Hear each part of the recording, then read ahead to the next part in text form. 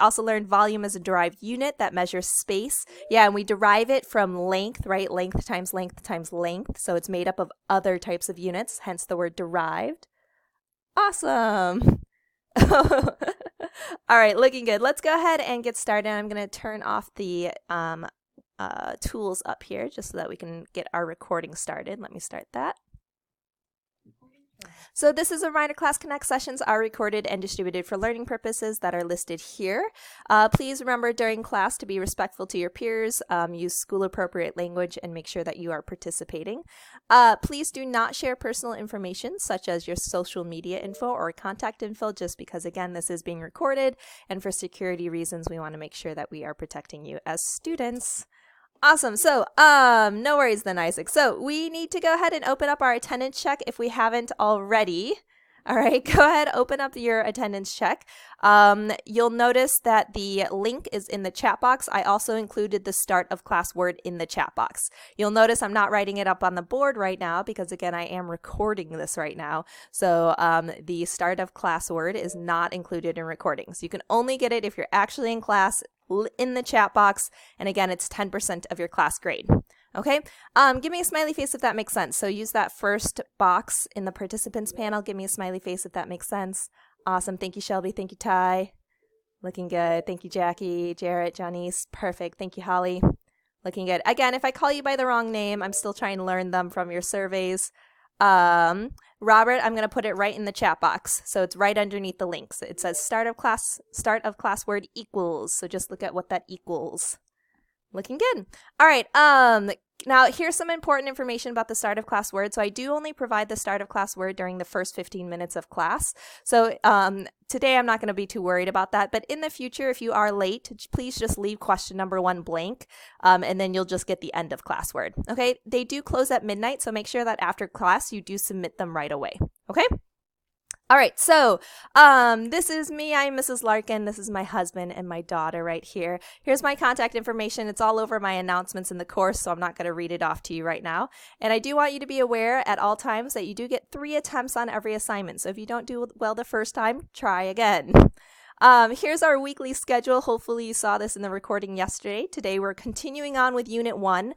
We do have class today, and we are going to be filling out the 1B notes, and we are doing the attendance ticket, the attendance check in class. Okay? So our regular schedule does begin tomorrow for classes. So keep in mind, if you are in group 2, which is mostly last names M through Z, you will have class at 8:30. For 45 minutes. If you are group 1, which is last names A through L, you will have class at 9:30. Again, there are a couple exceptions to last names, but this is for the most part what they are. We do have some optional support sessions, so if you're already like, oh my gosh, Mrs. Larkin, what is happening right now? I'm so confused. Please come to support. Support is tomorrow from 1 to 1:30. And then Friday, it will be at 8:30 for half an hour. If you have less than a 60%, you automatically get invited to these sessions. If you have more than a 60% but still want help, just email or text me and I can get you added to that. Let's see here. All right, so please remember that the grades tab is your biggest resource. As you go throughout my course, the grades tab is where you will find everything that we've done. So there will be links there to the assignments, to the recordings. Remember, recordings go over every single answer, every single step, every single question for all of our assignments. So you want to be in class or watching those recordings. So Sean, please go ahead and email me right now, okay, while this is happening so that I can come up with a solution for you. Okay? All right, Esteban. So again, if you're not coming to class on time, you will just miss out on that first word, but do your best to get here, and that way you can still get the last word at least. Okay, sorry, what was I doing here?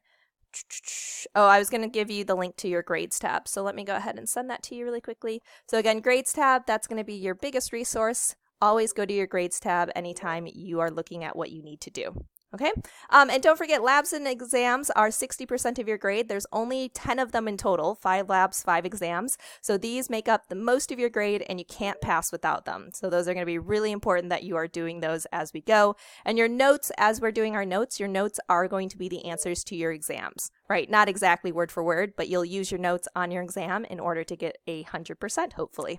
Okay.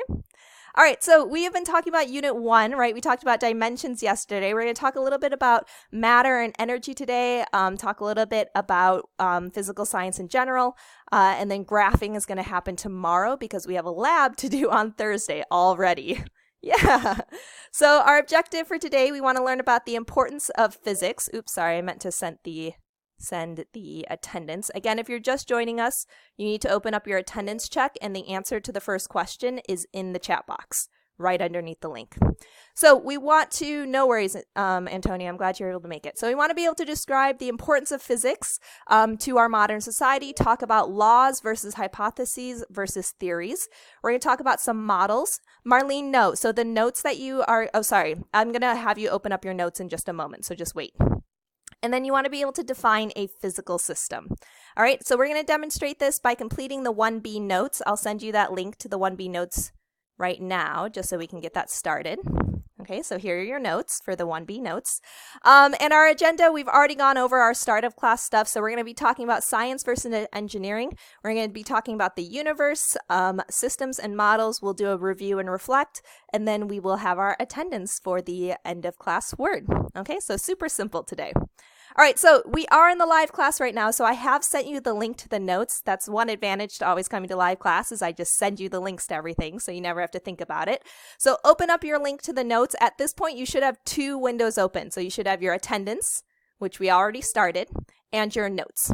Okay, so the notes, I'm going to give you all the answers to. All the answers to the notes are provided word for word throughout the lesson, either if you're in class or watching the recording. Okay, if you are ever watching the recording, you can find the notes by going to Content, Unit 1, scroll down, find 1B, and then click Start Quiz. Okay, yeah, we have to take notes just like college, right?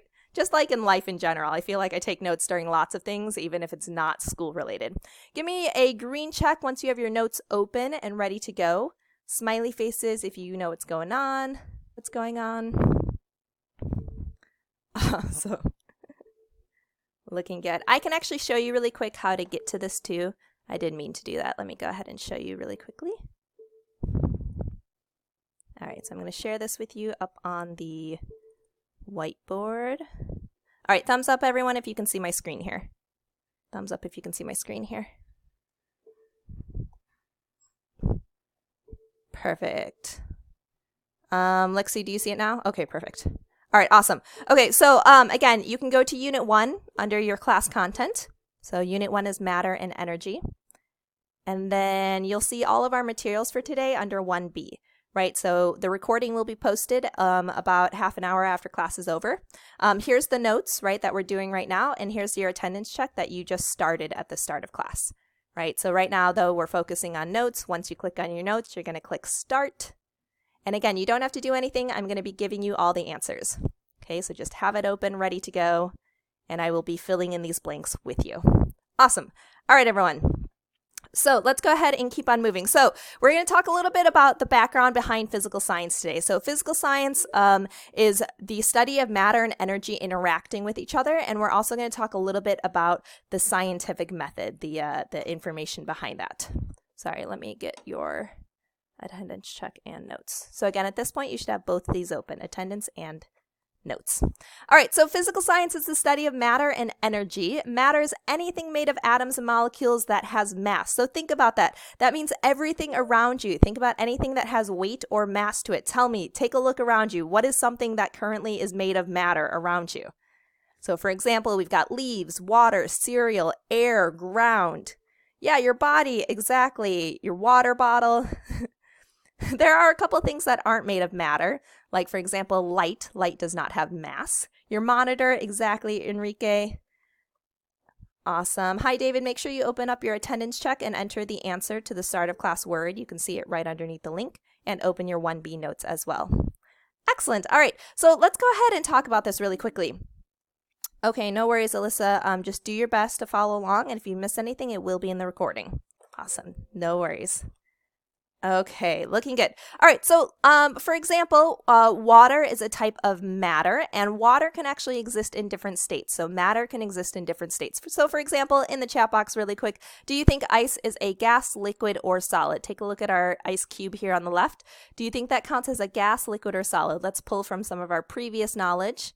What do you think? All right, I got some answers for liquid, for solid.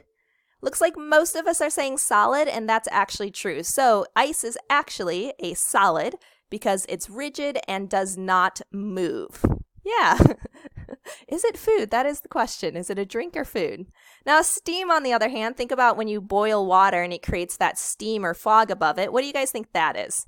Oh, some of you got it right away. Yeah, that's going to be gas. Awesome. So we're going to be digging deep into what matter is throughout our course, but this is just a quick intro. So the answer to number 1 is just the word atoms. Please fill in the blank with just the word atoms. I'm going to go ahead and give you 20 seconds to do that and give me a green check when you have number 1 in your notes saved. Again, here is the link to your notes if you don't have it open already. Green checks when you have number 1 in your notes filled out with the word atoms, just what's in red. Yep, if you're having trouble with your computers like Alyssa is, just take a picture with your phone and then give me a green check once you have a picture. That's always a good solution. Looking good. Waiting on a green check from Adrian, Alan, Elena, Alejandra, Alexis B, Alexis S, Ali, Amanda, Antonio, Ari, Ayandela, Brandon, Cameron, Candace, Chad, Chloe, Christian, green checks, everyone. All right, looks like they're coming in. Zach, Wesley, Ty, go ahead, give me those green checks. Tavayana, Tatiana, Susan. Awesome. All right, everyone, let's keep on moving here. Okay, so let's talk about this in the chat box really quick. Take a look at our photo here. You've got science on the left, engineering on the right. Tell me, based on this photo, what do you think might be the difference between a scientist and an engineer? Again, we're going to talk about why physics is important to our modern society. So take a look at this. What do you notice between the left and the right? What might be the difference between a scientist and an engineer? Isaac, science is magic explained, right? This does look quite magical, right? And I'm sure a lot of incidences of magic in the past where it can be explained by science today. Awesome. What about an engineer? What might be the difference for an engineer? Think about how the engineer did this. Engineering's fixing and breaking things. Scientists discover, engineers build. I like that, Esteban. The one on the right is easier to replicate. Solving a problem for an engineer, absolutely. Sean, scientists discover the methods, engineers create. Cameron, putting it together. Amani, building things. Yeah, absolutely. So those are all great observations of what we are looking at here. Seems a little biased against engineers. I think this is brilliant, to be honest. Yeah, scientists found balance, engineer just taped it. Okay, so let's talk about the actual definition. So physics does involve both science and engineering. And what this photo is hopefully showing you was that scientists are generally knowledge-oriented. So they're interested in why things happen and explaining why things happen, right? Again, thinking back to that idea of magic explained that we talked about. Engineers, on the other hand, are solution-oriented, right? They see a problem where they're like, the forks aren't levitating. And so they come up with a solution, which is just taping it. So they're more concerned with the realistic implementation, like putting it into action of things in our world. Smiley faces, if that makes sense. So scientists think more knowledge-based, engineers think more solution-based. All of which are great, right? Because we do need both of them, and you can be both of them, right? So, for example, the Golden Gate Bridge is a great example of this. So the scientists behind the Golden Gate Bridge would have studied the gravity in that area, the friction in that area, taken a look at the properties of materials, but engineers would have actually put it together and designed the solution, right? So their problem is, I need to get across the river, I'm going to build a bridge, and I'm going to figure out how can I best build this bridge, and how can it be efficient, get us from A to B, and be solution-oriented. So they're both amazing things, both really important, and to be a well-rounded physicist, you need to know both of them. Right, so the answer to number 2, fill in the blank with the word knowledge and give me a green check. I'm going to go ahead and give you 30 seconds. Green checks when we have number 2 in our notes saved, and again, here is the link. MJ, so capitalization does not matter, only spelling matters. So make sure you spell it correctly. Isaac, you would have made a catapult. I think maybe that wouldn't be the most efficient answer for everyone, right? So maybe don't catapult grandma across this gigantic river. All right, looking good. Need some more green checks? Again, the answer to number 2, just fill in what's in red. So the answer to number 2 is the word knowledge. Just make sure you spell it correctly. live the impact from reaching the surface, right? Yeah, trampoline to land on, but the problem is the trampoline's going to bounce you back up, right? So really you'd want a surface that like decompresses, like memory foam, right? So that, yeah, exactly, Isaac. All right, waiting on a green check from Adrian, Elena, Alexis B, Alexis S, Alyssa D, Amanda, Antonia, Ayandela, thank you. Waiting on green checks from India, Isaac, Isabella, Isaiah, Jackie, Jaden. Waiting on green checks from Nani and Lexi, Marlene. Thank you, everyone. A pool of slime. Wonderful. Your next session should not begin right after this. We have 15-minute passing periods between everything, right? But if you ever need to, keep in mind that things will be in the recording as well. Okay. All right. So, describing the universe. So scientists will use different terms in order to help describe the universe. Again, we're talking about the background behind physics. So there are three important terms that we need to know today. So hypotheses are educated guesses, or we put them in terms of an if-then statement. So if this happens, then we predict this will happen. Thumbs up if you've seen this before. Use your thumbs up from your smiley face menu. Thumbs up if you've seen that before. Right? Educated guess. Yeah, you've probably seen this every time that you have, oh, really, Cam? Every time that you have had a science class. Now, theories, on the other hand, theories are explanations that are repeatedly confirmed by the scientific method. So theories are much bigger, right? A hypothesis might be a small single experiment, but theories take into account all of these experiments, coming up with things like the theory of gravity. Laws, on the other hand, describe the relationships between observable phenomena. Now, here's the thing. These three things are similar, but they're not the same. So many hypotheses come together to create a theory. Oh, I'm excited to see this, Isaac. Yeah, it's big, right? That's actually on one of my future slides. And a theory explains why things happen, right? So a theory tries to explain why does this thing in the universe happen. Again, you'll notice that a theory is not actually the same thing as a fact, because we've had plenty of theories throughout scientific history that have actually been disproven, proven wrong. So theories are just an attempt to explain why. Okay, and a law explains what. So laws, you can think more of like a mathematical equation. So theories are why is it happening? A law is just saying here is what is happening. Okay, smiley faces, everyone, if you feel good about that. So many hypotheses make a theory tries to explain why, a law explains what. Yeah, similar to that, exactly, Esteban. Cool. All right, go ahead, grab your whiteboard tools. Please use thin, non-red lines. So it's going to be the third button up from the bottom on your whiteboard tools, and go ahead and match these up. So terms are on the left, definitions are on the right. You can use any color but red, because that's the color I'm going to use, and please don't make them thick, because then you can't see all of your classmates' hard work. Thank you. Awesome. Seeing lots of answers up there. No scribbling, right? Yeah, that's why I do recommend use the third tool up. If you use the pencil tool is harder to control. All right, I'm going to go ahead and pause this. Looks like we've got a lot of blues and yellows here. Oh, I do see a green, though. Looking good. All right, let's go ahead and confirm these. So a hypothesis, right, we said is an educated guess, or we can put it in an if-then statement. A theory is an explanation of a really big phenomenon and why we think it happens, right? So it's many hypotheses coming together. Again, it's usually repeatedly confirmed, meaning that so far our scientific evidence has supported this theory. And then laws describe relationships and phenomena. They're like a math equation. They explain what is happening. All right, this is actually the answer to number 3 in your notes. All right, keep in mind that in your notes, they will be randomized. So don't copy it exactly as you see up here. Make sure that you're actually reading your answers. Okay, so I'm going to go ahead and send you, again, the link to your notes if you don't have them open already. Oh, it's number 5. Did I get those mixed up? Can you guys confirm with me in the chat box? Is this showing up as number 5? Is number 3 a different question? Okay, sorry. Thank you, everyone. Sorry, then this is number 5. Thanks for correcting that. Awesome. Thank you for confirming. All right, go ahead, fill in number 5. Give me a green check when you have it saved. You have 30 seconds. Go.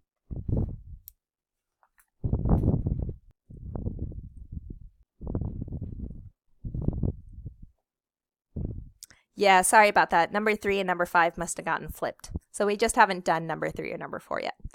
Looking good. Waiting on a green check. Let's get Adrian and Alexis B and Alyssa and Antonio, thank you, and Chloe and Chris and Donnie. Who else are we missing? Isaiah, Isabella, Jorge, Kayla, Landon, Mekia, Michael E, sorry. Sarah, green checks, everyone. Perfect.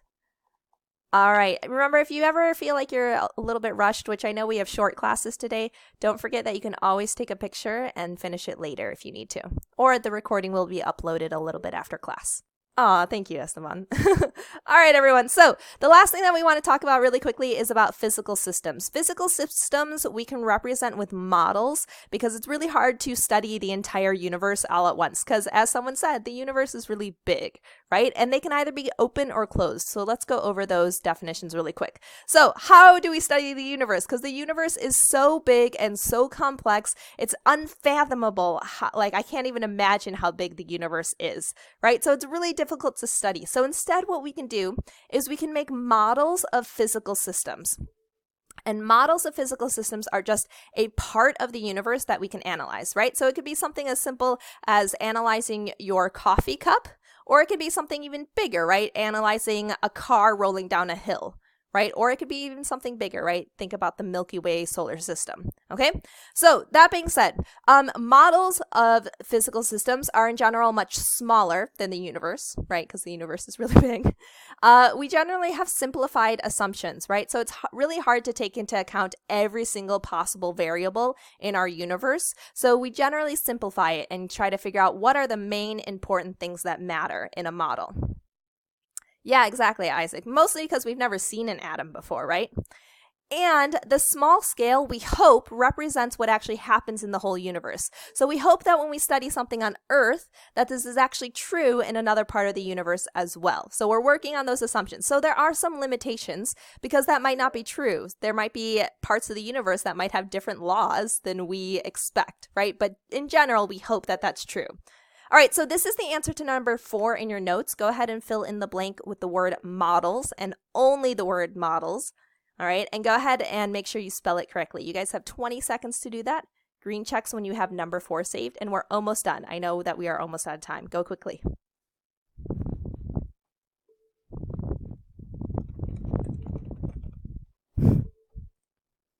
Okay, waiting on green checks from Adrian, Alyssa, Tony, Ayandela, Candace, Chad, Diego, let's see here, Jelly, Isabella, Jasmine, Josh, Jose, Tatiana, Sarah. Yeah, it has to do with gravity, exactly. Cool. All right, everyone. All right, so the last thing that we need to talk about is just what is open versus closed physical systems. So physical systems fall into 2 categories. Open means that they can interact with their environment, meaning that matter and energy can move from the system to outside of the system. So for example, a campfire, if that's your system that you're considering, your campfire is constantly interacting with its environment, right? It's taking oxygen, it's giving off CO2, it's giving off heat and light to its surroundings, right? That's why campfires are so useful when you're cold. A closed system, on the other hand, cannot interact with its environment, and it's impossible for us to have a perfectly closed system just because it's impossible to take into account every single variable, like I mentioned before. But a good example of something that's close to being a closed system would be a calorimeter. A calorimeter measures calories by burning stuff. It's great. You can actually do it in a styrofoam cup. But what happens is you want it to be insulated so that you can't gain heat from the environment or lose heat to the environment, because that would actually end up changing the amount of heat that the calorimeter is measuring. Smiley faces, if that makes sense. So open, think it can interact. Closed, think it cannot interact. Interesting. Awesome. All right, so I'm going to go ahead. I'm going to actually skip this demo. It's not a big deal, but I was going to show you an example of a model. But again, we'll be interacting with lots of models throughout class. But let's go ahead and do number 3. Sorry, I do know number 5 and number 3 got mixed up. And match these up on the board for me. So open system, closed system, go ahead, match them up with their definitions and examples. Again, please use thin lines, any color but red. And I prefer the line tool because it's a little bit neater. It's that 3rd button up. I'm going to pause in 5 seconds. Get your answers up there. Forever hold your peace. All right, let's go ahead and shrink this down. We got here. Awesome. So an open system, we said open system can interact with the environment. That is true. An example would be an outdoors campfire because it definitely is giving off heat and warmth to its environment. A closed system, on the other hand, cannot interact with an environment ideally. And an example would be an insulated calorimeter where heat cannot escape or enter. This is number 3 in your notes. Go ahead and give me a green check when you have it saved. You have 30 seconds. And then we're going to go ahead and wrap up.